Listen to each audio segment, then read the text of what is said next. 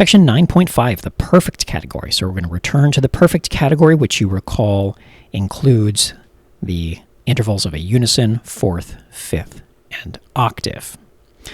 We said earlier in this chapter that when you have one of these intervals, the quality is likely going to be perfect with a capital P, and we're going to think of that as medium in size, but there are other possibilities.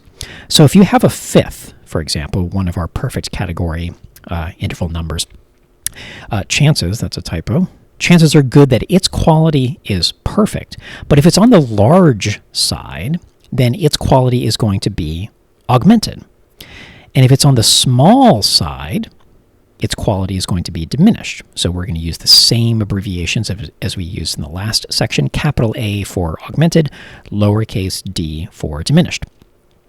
And just like in the previous section, when we go from left to right in this lineup, if you will, we get larger by a half step. So for instance, an augmented fifth is a half step larger than a perfect fifth, and a diminished fifth is a half step smaller than a perfect fifth. So diminished fifth, if we get a little bit larger by a half step, we become perfect fifth. And if we get a little bit larger by a half step again, we wind up on an augmented fifth. So let's check that out in this actual notation. So we would expect that from here to here, we should get larger by a half step, and from here to here, we should get larger by another half step. So does that actually check out? Well, once again, we've got the same bottom note in each case, so that doesn't change, but the top note does change in each case. And let's plot these out. So the first one, which you just have to take as a given, I'm telling you that it's a diminished fifth. Let's plot it out on the keyboard. Here's our F, and here's our C flat. Okay, so that's our starting point.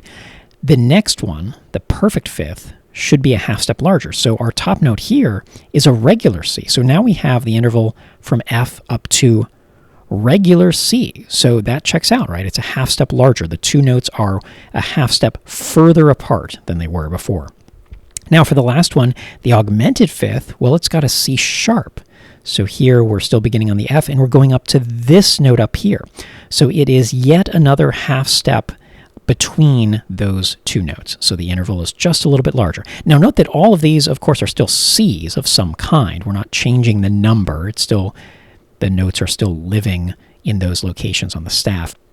But the accidentals now are affecting exactly how far apart these two notes are. And this pattern, diminished to perfect to augmented, this holds true for anything that belongs to the perfect category. So any unison or 1, 4, 5, or 8, or fourth, fifth, or octave.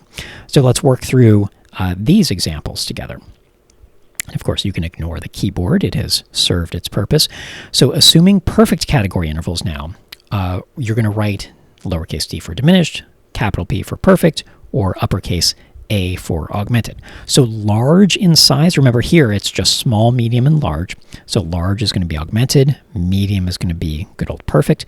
Which one is a half step larger than perfect? Well, perfect is the medium, so it's got to be the augmented. Which one is a half step smaller than perfect? Well, that's going to be diminished. Which one is small in size? Yep, diminished.